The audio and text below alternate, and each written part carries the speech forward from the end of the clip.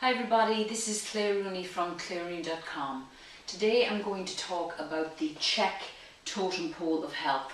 Now I learned this from one of my mentors, Paul Czech, so everything that I'm talking about today is based on his work.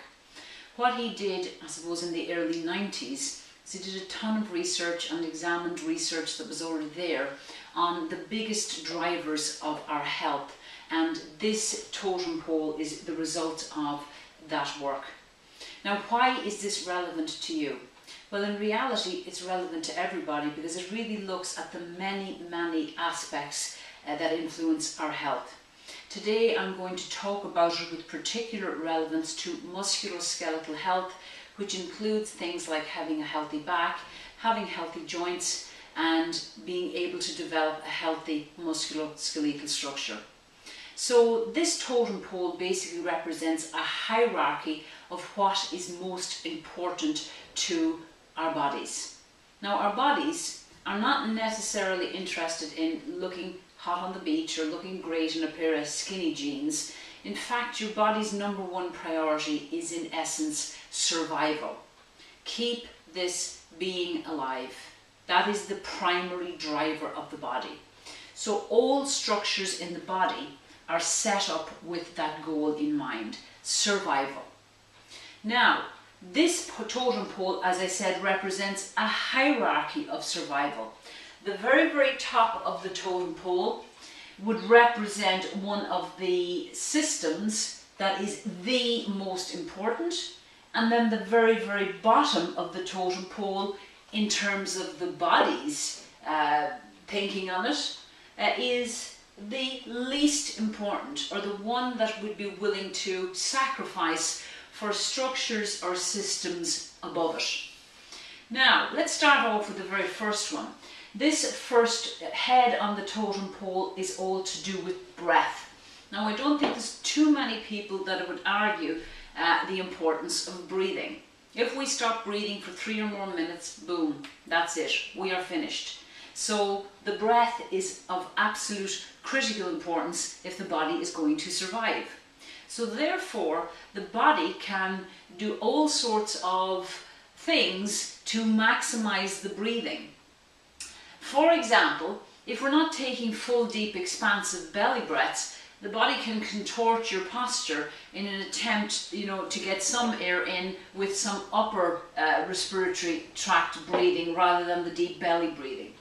So the breath is going to be something that will influence every single other structure below it. So one of the things I recommend to all of my clients is to do belly breathing exercises. It's something that every client is prescribed because without healthy breathing mechanics, nothing else will work. You're not going to have healthy posture unless you are breathing correctly. So the breath is non-negotiable. So every single other system below that is going to be affected by the breath, even our mental and emotional health. If we're not breathing deeply, expansively, biomechanically correctly, it's pretty much impossible to be mentally and emotionally in a great place. So that is a little bit of food for thought. Now, the next one on the list is to do with our jaw function and our teeth and our overall nutrition. So back in the caveman days, and you don't even have to go back that far, if you lost your teeth or if you had any problem with mastication or chewing your food, that could be something that would cause you to die, right? You had to be able to chew your food in order to live. They didn't have any NutriBullets back in the caveman days. So, maintaining good dentition, healthy teeth, healthy functioning of the jaw, and eating, the correct nutrition, the correct amount, the correct type of foods is critical for our health. So some people have chronic musculoskeletal problems and back problems because they have a jaw misalignment. So if the jaw is out of alignment, that will be a very big red card in terms of the overall health of the body. And also, of course, nutrition is extremely high up on the list because if we're not eating healthy foods, then the body cannot regenerate. It can't generate enough energy and it can't go through correct repair processes. So good nutrition will always be a part of healthy musculoskeletal function. So it's just non-negotiable. Most people in the modern era are now aware of the power of nutrition to affect all parameters of their health, but they mightn't join the dots between, oh, my back pain and what I'm eating. So if you're eating foods that are causing a lot of inflammation, a lot of gut distension, that could be a massive driver from anything from back pain to hip pain to knee problems. So it's something that should really be considered deeply. So some people won't get resolution to their back problems until they change their diet. And you may be eating what you might consider a healthy diet, but if you're eating foods that you're sensitive to and that don't work for you, that could be creating a lot of distension and bloating and inflammation that could be driving any of those conditions like back pain, knee pain, hip pain that I talked about. Now the next one is your eyes. Would you believe that the health of your eyes has a massive influence on your musculoskeletal health? Now remember, our bodies evolved over millennia, and the number one priority is survival. So why are the eyes so important for survival? The eyes are important for survival because as cavemen and women, we had to be able to see predators coming so that we could stay safe and run away and hide from them or kill them. And we also had to be able to see where our food was. So your eyes are critically important for survival from that sense. They're also critically important because the circadian rhythm has a massive influencing on the functioning of all of the systems in our body. That's that 24-hour cycle of night and day. So the eyes are very, very important because we receive the stimulus of the light photons, and that creates lots of hormonal responses involving melatonin and whatnot. So that natural rhythm is very, very important in order for us to be healthy. I mean, we've seen studies, or there are many studies done on shift workers, for example, that have broken out of sync with that natural rhythm of going to bed when it's dark, getting up when it's bright, and it creates terrible problems with their health.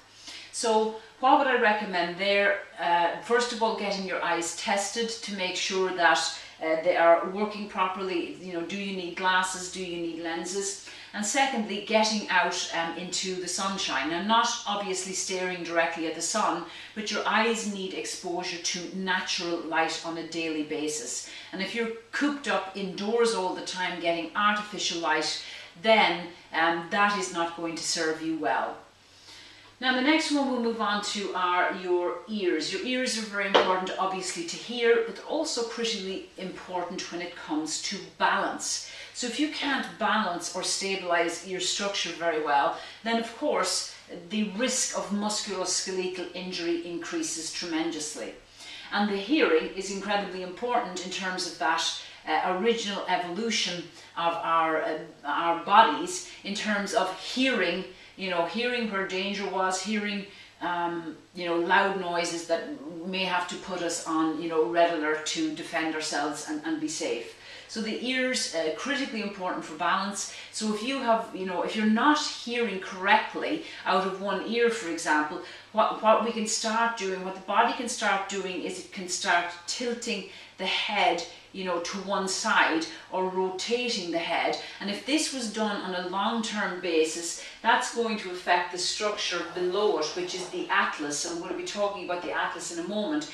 And if we're constantly, twisting or rotating, that's going to affect the atlas, and that can then create a knock-on effect all the way down onto all of the structures below. Remember, structures higher up in the totem pole have the most profound influence on structures below. So it's incredibly important to have good hearing, and getting the ears tested, making sure we have equal capacity out of each ear, because if we don't, it's going to affect balance. If our balance is affected, that will affect musculoskeletal health, and it'll also affect our nervous system if we start contorting our bodies out of alignment. Now, moving on to the Atlas. What is the Atlas? We may have heard of that story of the Greek god who carried the world on his shoulders. Essentially, that's the inspiration for this name. The Atlas is basically the very first vertebrae on which your cranium or skull sits on top. So its job is incredibly important. When that atlas is beautifully aligned, this supports maintaining our eyes level with the horizon. When the eyes are level with the horizon, this gives us optimal function. We can see predators coming and everything, works out. Our hearing is better and everything is supported. If for some reason that atlas gets slightly out of alignment, and there's many things that can drive that atlas being out of alignment, including things like falls, accidents, birth trauma, other factors as well, anything going on in the viscera or the internal organs can create a feedback to knock that atlas off center. This atlas is critically important because 70% of our proprioception, or our awareness of where we are in space, actually comes from this atlas region of the spine. So our awareness of where we are in space is absolutely crucial for optimal biomechanical functioning. If that atlas is off even slightly, it is going to affect every single segment on the spinal column, and it can particularly affect that lumbosacral region. So if the atlas is off, it's highly unlikely that that low back is going to be happy or healthy. If the atlas is off, there is a strong possibility that the pelvis is also out of alignment. Now, the more misalignments we have, of course, the more wear and tear is going to happen on our musculoskeletal system over weeks, months and years. When we are beautifully aligned, then our body can bear load most effectively. When we are beautifully aligned and we're getting correct feedback from our movements via this proprioceptive awareness, or an awareness of where we are in space, then the system reinforces health. If proprioception is off, then our feedback from our movements is incorrect, and then that leads to dysfunction. For example, if my atlas is off, that could create a head tilt, and then my pelvis can be hiking, tilting or twisting as a response to that. And I might think that I'm standing up perfectly healthy and straight. I had a chronic atlas problem myself for many years, and I remember looking back at old pictures of myself, and I wasn't trying to pose, I was just kind of staying still for the photo, but my head was always drifting off to one side in all the pictures. And it was only after doing all of this check work that I realised, oh my God, my atlas problem was causing my head to be constantly wandering off into the sunset. So getting your atlas checked would be an extremely important part of your overall equation for biomechanical health. Now, after the atlas, we then move on to the internal organs. This is quite fascinating for most people because they're unaware of it. Your internal organs have a massive influence on the functioning of your musculoskeletal system. Your internal organs are all connected to your brain via your nervous system. So the brain is connected to the internal organs via the nerves. And there is a connection or a feedback loop between the brain and the organs via the nervous system. Now, osteopaths, when they go to osteopathic school, they learn that this feedback system or signal is 3 times more powerful from the organ to the brain than any signal that could come the other direction from the brain to the organ. So let's say you have got a stressed internal organ like your stomach. That's going to send a very, very powerful system back to the brain. So the nerves that supply the stomach can become, quite overstimulated, stressed or inflamed. Now, what this means is the nervous system that serves our internal organs is the very same nervous system that serves our muscles. So if an internal organ is stressed, then any muscle group that's on the same nerve pathway is going to be affected. Now remember, the body's #1 priority is survival. So what I say to my clients is, what would be more important for your survival? Or which would make you die faster? Losing a leg or losing your liver or losing your stomach? Now, everybody can figure that one out. Those internal organs, God forbid we'd lose a limb, but if you got the right treatment, you could actually live quite a long life, you know, with the loss of a limb. However, if, for example, I lost my liver and I didn't get a transplant, I can't survive without a liver, can't survive without a stomach, you know, can't survive without any of those internal organs. So that's why it's so important. So many times what's going on when people have musculoskeletal dysfunction is one or more of their internal organs is under stress, and it is creating a robbing of the neurological information to the muscle group in question. Now, I'm going to skip this next one. I'm going to come back to it in a little while. This next one is looking at the internal organs from a different perspective. From this perspective, we're just looking at the natural health and functioning of the internal organs, just based on things like biochemistry, biomechanics, and just the natural functioning of the organs. This one looks at the psychoneuroimmunology effects on the internal organs. Now, psychoneuroimmunology, I suppose it's a relatively recent term. It has been out for a couple of decades, but I suppose in the overall scheme of things is still relatively new. What this basically means is that our psyche, our mental and emotional state, has got a profound impact on our nervous system and on our immune system. So let's take an example. Let's say I am suffering from severe anxiety. I'm having a panic attack. This mental and emotional trauma can influence the functioning of the stomach. So if you have severe anxiety, you could get a sick stomach, or you could get, you know, a massive tension headache. Some people, for example, if they have a severe trauma in a relationship, let's just say they went through a divorce or they lost a beloved partner, this grief, if we can't handle it and express it in a safe environment, can literally cause serious trauma to the muscle of the heart. And the same with the colon.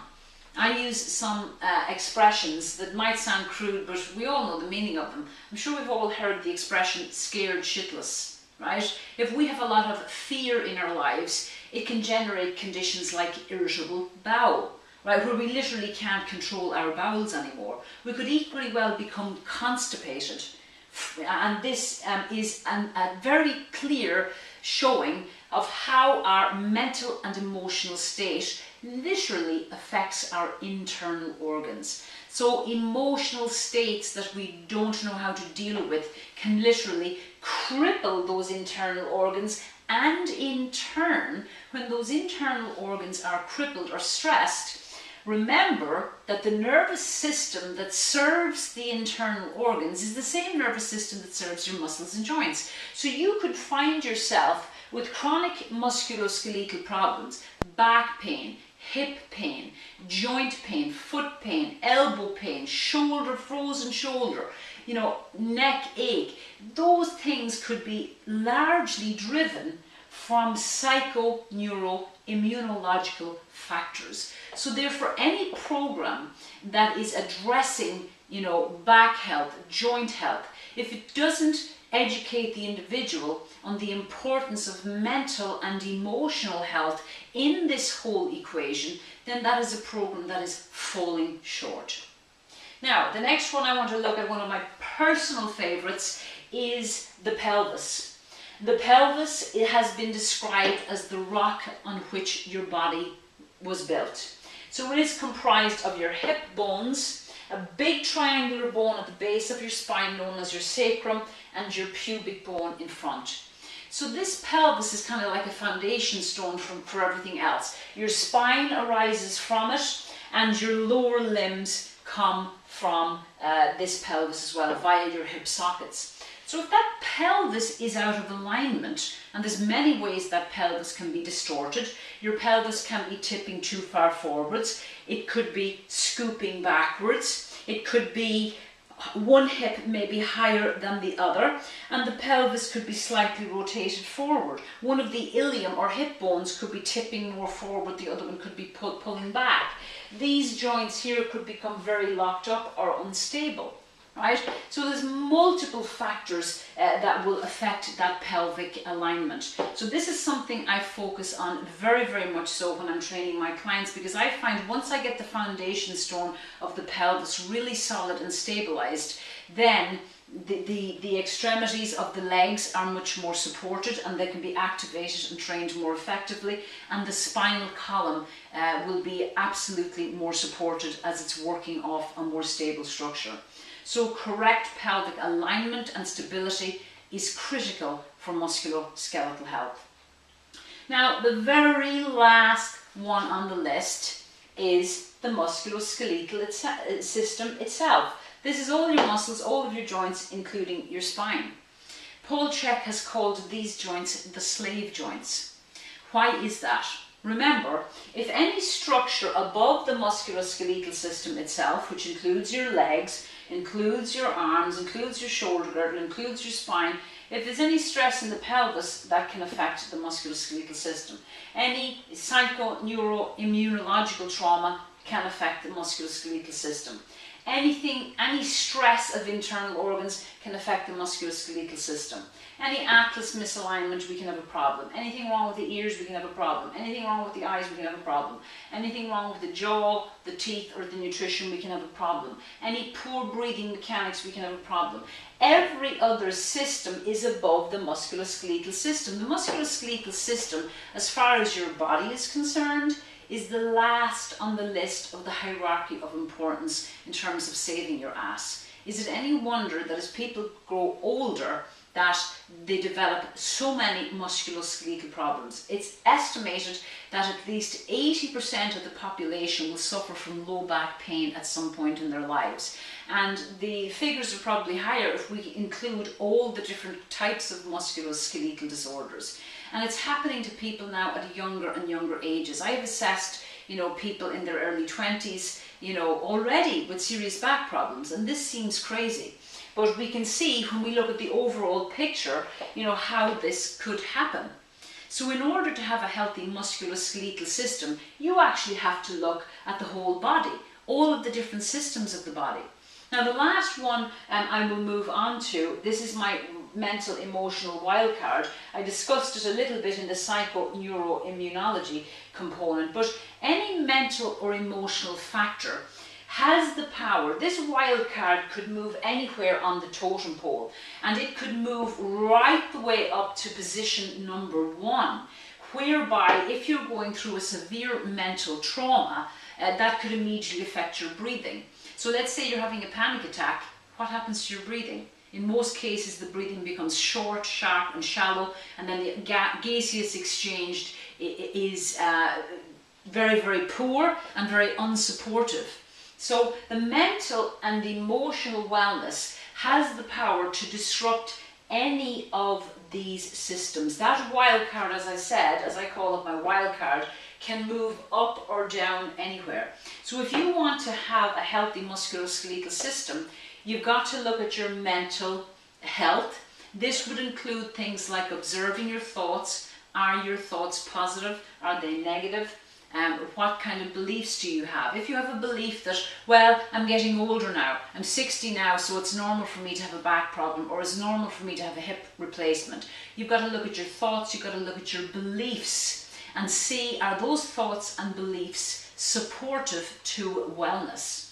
And then the emotional health simply means being in touch with your feelings and allowing your body and your being to process those feelings in a healthy, organic way. One of the simplest ways to start doing this is to simply practice belly breathing. When you practice belly breathing, you actually become present fully in your body. When you're fully present in your body, you have no choice but to feel your feelings. It's avoiding the feelings that causes people to get all hunched and bunched. They start living up in that shoulder girdle, they start living in the head, and is it any wonder their mind is going like the hammers of hell with a million different thoughts? When you are relaxed and centered in your body using correct organic breathing, then you will process those feelings in a natural way. They don't need to be feared.